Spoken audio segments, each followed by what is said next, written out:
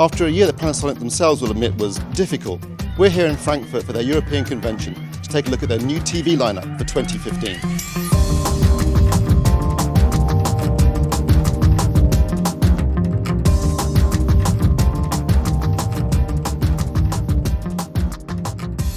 So here we are on the convention floor, and HDR and UHD are the big buzzwords this year, as we discovered when we spoke to Panasonic's Craig Cunningham.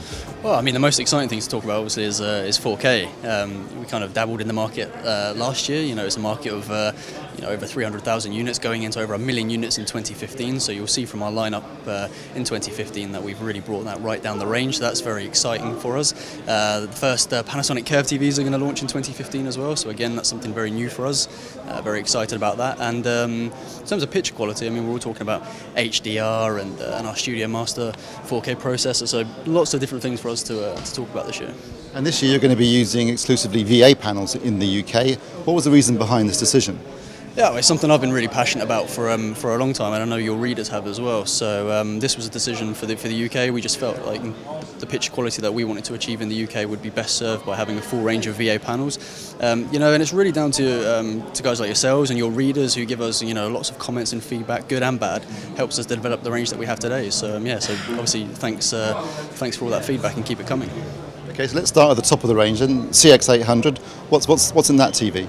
So CX800, I mean, that really is the pinnacle of picture performance from Panasonic in 2015. So it's HDR capable, so everyone's talking about HDR, and we have some great picture quality demonstrations here featuring HDR. So that's one of the key messages in that TV. It's a 4K Pro TV. We're talking about, again, we've already mentioned a VA panel with 4K capability. So I think in terms of picture quality for us, the 800 series and the CR850 Curve, they're really the flagships. And what about in terms of the colour space? That's been extended as well, hasn't it? Yeah, so we're able to achieve 98% DCI. Big talking point again. CES was quantum dot, and what's Panasonic's solution to that? But actually, last year we already achieved 98% on our AX900 series. So we've continued that technology into 2015 on our flagship 4K Pro series. You mentioned HDR. Just how bright can the CX800 go? I think we're showing demonstrations here at almost 1,000 nits, so it's it's a very, very bright panel. And you're definitely sure that it can meet the standards when they get announced in the near future? As you just said, the standards aren't 100% finalised yet, but it's really looking like it's going to go one or two ways, and I'm confident we're going to be supporting whatever option that is. Whether that's going to require a software upgrade later on in the year, who knows? But we're showing the panels with that technology running on them today, so you can see the panels are ready for the feature. And so, what other UHD TVs will we find in the lineup? So you'll see, as we talked about earlier, some curved. There's 3 curved ranges in our 2015 lineup coming, starting at the top and making its way down the range. Then we have a range of 4K going from 40-inch all the way up to 65. And again, if you look how far 4K comes down our lineup, it's right down now to price points that are going to be accessible to almost all consumers. So that's exactly why the market in 4K is going to be over 1 million pieces in the UK this year. In terms of screen sizes, are you targeting larger screen sizes this year? Yeah, I mean, the amount of 55-inch and 65-inch we've got in our lineup versus previous years is significant. So it's an area of the market we've always been strong. I don't think we've ever had the lineup before to really capitalise on the growth in these areas. But in 2015, a lot more larger screens from Panasonic. Obviously the emphasis is on UHD, but if you want to buy a full HD TV, will you still be catering to that market? Yeah, of course. I mean, you'll see down at the bottom of our lineup, there's a couple of ranges there which are non-4K. They're full HD smart TV offerings, because 4K isn't going to be for everyone, but I still think the majority of consumers now, when they see the gap between full HD and 4K and what you can get now by stepping up to a 4K panel, I think in a lot of cases it's actually going to become a no-brainer. But of course, there are still some full HD options. It's a competitive market. What do you think gives your TVs the competitive edge this year in 2015? I think there's a lot. It really depends on which competitor we're looking at, but I think we've got lots of different advantages. I mean, one of our big USPs for this year is going to be Freeview Play. So Freeview announced that they were going to bring their connected service to the market, and just recently we've announced that Panasonic will be the exclusive launch partner for this service. So I think as an industry we probably haven't done smart TV justice. I think if you ask the man in the street what a smart TV is, you're probably going to get some mixed responses. I think the great thing about Freeview is that they're going to really shout about smart TV and drive people to go into store looking at a smart TV. You go into store looking for a smart TV, you see a smart TV with 4K technology, HDR panels. All of a sudden, then there's lots of different stories now to attract consumers to buy a new generation television. So I think we're in a very good place to capitalise on that.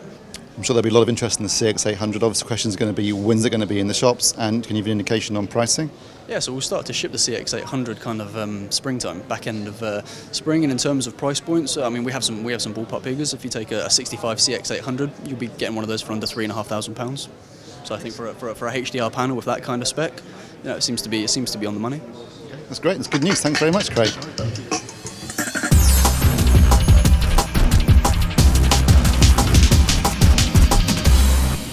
We're joined by a familiar face. It's Fabrice Eschanel from Panasonic. Hello.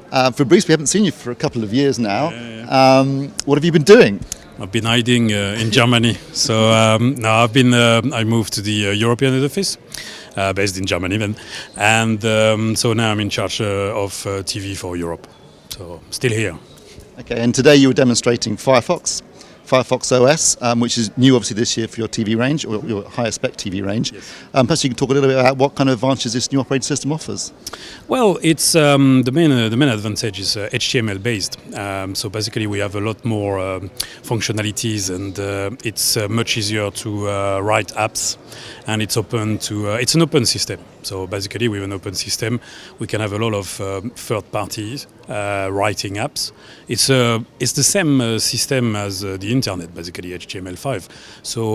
So it gives a lot more flexibility to the developers. So fundamentally, anybody can, because we are going to open the APIs as well, which will give you access to the functionality of the TV. So it will be it's very exciting for developers to write programs that gives a lot more functionalities in the TV. So it's very exciting.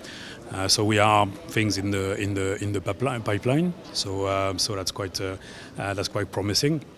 And on top of that, because it's HTML5 and we'll use the video objects, and so it's like a layer on the TV. So you don't have to go to dedicated menus. So you've got a full screen. You have a much higher resolution. One of the great advantages and a great example is if you take the web browser, the Firefox obviously browser, because it's written in HTML and is part of the OS. It's much faster and much smoother. So it gives you a lot of benefits, and we are really excited about that. Obviously, it's an open platform. Is that the way you think things should be going forward in terms of smart TV? Well, I mean, it's the advantage of being an open platform is that you give more, as I said, flexibility. So it's not restricted. It gives economy of scales as well for the developers, because of course they are already developing in HTML5. So it's in theory not too complicated to transfer one app to our system. So yes, it basically opened the TV more until over outside, and it gives more possibilities. Rather than us developing everything for the TV, we open it, and it gives us more possibilities for the future.